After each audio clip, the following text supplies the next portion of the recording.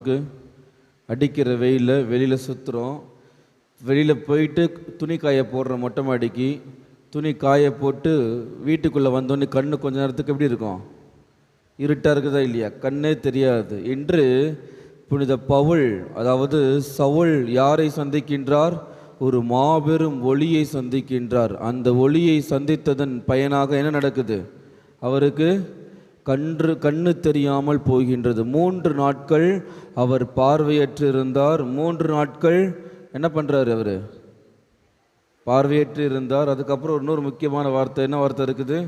3 நாட்கள் அவர் உண்ணவும் இல்லை, குடிக்கவும் இல்லை. சில நேரங்களில் நாம் ஏதாவது ஒரு விஷயத்தை ஒரு ஆர்வ கோளாறோடு நம்ம தொடங்கிட்டு இருப்போம். ஏதாவது ஒரு விஷயத்தை செஞ்சு ஆகணும்னு சொல்லிட்டு அவசரப்பட்டிருப்போம். புனித பவுல் மாதிரி சீறி எழுந்து கிறிஸ்தவர்களை கொலை செய்வதற்காக தனது வாளோடு புறப்பட்டவர் தான் நம்முடைய சவுல்.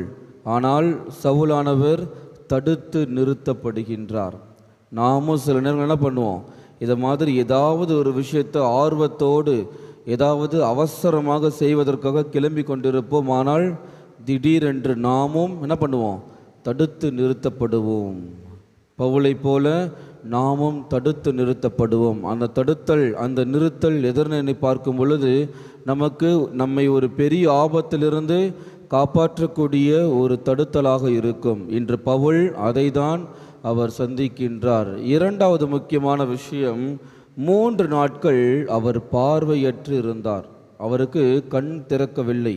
ஏனென்றால் அவர் ஒரு மாபெரும் ஒளியை சந்தித்திருக்கின்றார். இயேசுவோடு அந்த இருளில்தான் அவர் இயேசுவை பார்க்கின்றார். அந்த இருளில்தான் இயேசுவிடம் அவர் உரையாடுகின்றார். சில நேரங்களில் அந்த இருள் நம்மை வாட்டி வதைக்கக்கூடிய இருளாக இருக்கும். துன்பங்களை கொடுக்கக்கூடிய இருளாக இருக்கும். வேதனைகளை கொடுக்கக்கூடிய இருளாக இருக்கும். அந்த இருளில்தான் நாம் யாரை உணர முடியும்? இயேசுவை உணர முடியும்.